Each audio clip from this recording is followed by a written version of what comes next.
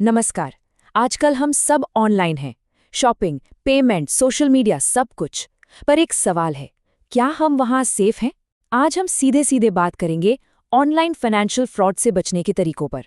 क्योंकि देखिए, इस डिजिटल दुनिया में अलर्ट रहना ही सबसे ज़रूरी है। तो आपसे एक सीधा सा सवाल, ऑनलाइन जो पैसा रखा है उस पर कितना भरोसा है कि वो पूरी तरह सेफ है? हम्म ये एक ऐसा सवाल है जिसका जवाब हम सबको पता होना चाहिए। और अगर जवाब नहीं है ना, तो चिंता मत कीजिए, हम यहाँ उसी के लिए हैं। अच्छा, तो ये साइबर फ्रॉड आखिर है क्या चीज़? बिल्कुल सिंपल भाषा में समझें तो ये एक डिजिटल चोरी है। सोच के देखिए, जैसे जेब कतरे भीड़ में जेब काट लेते हैं, बिल्कुल वैसे ही ये धोखेबाज ऑनलाइन दुनिया में फेक कॉल्स, मैसेजेस या वेबसाइट्स का इस्तेमाल करके आपके बैंक अकाउंट या पर्सनल डिटेल्स पर हाथ साफ कर जाते हैं। तो खुद को बचाने का सबसे पहला कदम क्या हो सकता है? सिंपल है, दुश्मन की चाल को समझना। अगर हम इन फ्रॉडस्टर्स की प्लेबुक को जान गए ना, तो हम हमेशा उनसे एक कदम आगे रहेंगे। तो चलिए उनके कुछ सबसे कॉमन हथियारों पर एक नज़र डालते हैं।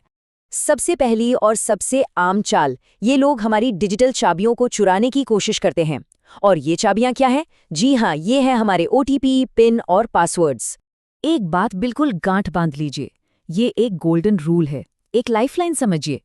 कोई भी असली बैंक, कोई भी कंपनी, कोई भी यूपीआई सर्विस आपसे कभी, और मैं फिर से कह रही हूं, कभी भी आपका ओटीपी नहीं मांगेगी, चाहे सामने वाला खुद को आरबीआई का गवर्नर ही क्यों ना बताए। ओटीपी शेयर करना मतलब अपने लॉकर की चाबी चोर के हाथ में दे देना, इतना सिंपल है।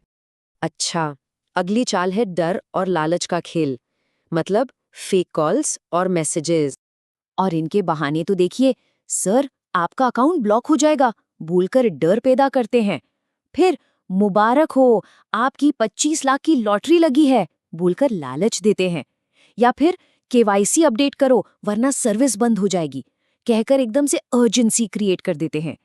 इन सब का मकसद बस एक ही है, आपको इतना घबरा देना कि आप सोचने से पहले ही उनके दिए हुए लिंक पर क्लिक कर दें या अपनी इन्फॉर्मेशन दे दें। तीसरी चीज, ये वो है जिसे हम सब शायद हर रोज देखते हैं, लेकिन अक्सर पहचान नहीं पाते। ये हैं अनजाने लिंक्स। देखिए, ये अनजाने लिंक्स व्हाट्सएप, एसएमएस या ईमेल पर आते हैं और बिल्कुल असली दिखने का ढोंग करते हैं। उन पर क्लिक करते ही आप एक नकली वेबसाइट पर पहुंच जाते हैं और वो वेबसाइट बिल्कुल बिल्कुल असली जैसी दिखती है। जैसे अमेज़न में ओ की जगह 0 या फ्लिपकार्ट में के की जगह सी। जरा सी स्पेलिंग मिस्टेक और आपका यूजर नेम पासवर्ड सीधा उनके पास। चौथा, और ये आजकल बेहद कॉमन हो गया है, यूपीआई फ्रॉड। यूपीआई का एक सबसे बड़ा नियम, बस इसे याद रखिए, पैसे रिसीव करने के लिए आपको कुछ भी नहीं करना होता। ना कोई पिन डालना है, ना ही कोई क्यूआर कोड स्कैन करना है। पिन सिर्फ और सिर्फ पैसे देने के लिए यानी भेजने के लिए यूज होता है। सिंपल। अगर कोई आपको पैसे देने के बदले आपसे पिन मांग रहा है, तो 100% समझ जाइए कि वो पैसे दे नहीं रहा, आपसे ले रहा है। पांचवी बात, ये हमारी सुरक्षा की वो पहली दीवार है जिसे हमें खुद मजबूत करना है। आप सोचिए, 1 2 3 4 5 6 या पासवर्ड जैसे पासवर्ड, इनको हैकर्स सेकेंड्स में क्रैक कर सकते हैं।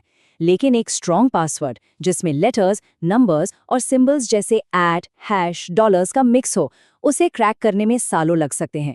ये आपके ऑनलाइन घर का ताला है, इसे कमजोर मत रखिए। अच्छा, अगला खतरा एक ऐसी जगह है जिसे हम अक्सर सुविधा समझते हैं, यानी public wifi. Railway station, cafe या एयरपोर्ट का फ्री वाईफाई यूज करना जानते हैं कैसा है? जैसे आप अपनी बैंक डिटेल्स एक भरे कमरे में चिल्ला चिल्ला कर बता रहे हों। ये नेटवर्क्स बिल्कुल सिक्योर नहीं होते और हैकर्स इस पर आपका डेटा बड़ी आसानी से चुरा सकते हैं। तो रूल क्या है? पब्लिक वाईफाई पर कभी भी कोई भी फाइनेंशियल ट्रांजैक्शन मत कीजिए। और सातवां खतरा, ये वो है जो सीधे हमारे फोन के अंदर घुस जाता है। इसका भी एक ही सिंपल सा नियम है, ऐप्स हमेशा गूगल प्ले स्टोर या एप्पल ऐप स्टोर जैसी ट्रस्टेड, जानी मानी जगह से ही डाउनलोड करें। किसी अनजान लिंक से एपीके फाइल डाउनलोड करना पता है कैसा है? ये बिल्कुल वैसा है जैसे आप एक अनजान व्यक्ति को अपने घर की डुप्लीकेट चाबी दे रहे हों। वो ऐप बैकग्राउंड में आपकी सारी जानकारी चुरा सकती है और आपको पता भी नहीं चलेगा। ठीक है, इतनी सारी सावधानियों के बाद भी चलो मान लेते हैं गलती हो गई, फ्रॉड हो गया, अब क्या? उस पल में घबराहट होना बिल्कुल नेचुरल है, लेकिन वो घबराहट का वक्त नहीं है, वो एक्शन का वक्त है। सही समय पर लिया गया एक एक्शन आपका पैसा वापस दिला सकता है। तो अगर फ्रॉड हो जाए तो सबसे ज़रूरी चीज़ है स्पीड। शुरुआत का जो 1 घंटा होता है ना, जिसे गोल्डन आवर कहते हैं, वो सबसे ज़्यादा क्रिटिकल होता है। चलिए देखते हैं कि इस गोल्डन आवर में आपको करना क्या है। ये 3 कदम आपको बिल्कुल तुरंत उठाने हैं।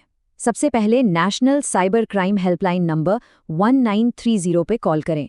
ये हेल्पलाइन ट्रांजैक्शन को ट्रैक करके उसे ब्लॉक करवाने में मदद करती है। दूसरा, cybercrime.government.in पर जाकर एक ऑफिशियल कंप्लेंट दर्ज करें। ये लीगल एक्शन के लिए बहुत ज़रूरी है। और तीसरा, फौरन अपने बैंक को इन्फॉर्म करें ताकि वो आपका कार्ड और अकाउंट फ्रीज कर दें और आगे नुकसान ना हो।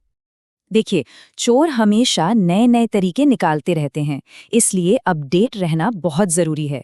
आरबीआई बैंकिंग फ्रॉड्स पर अलर्ट्स जारी करता है और CERT-IN यानी Indian computer emergency response team नए ऑनलाइन खतरों के बारे में जानकारी देती रहती है।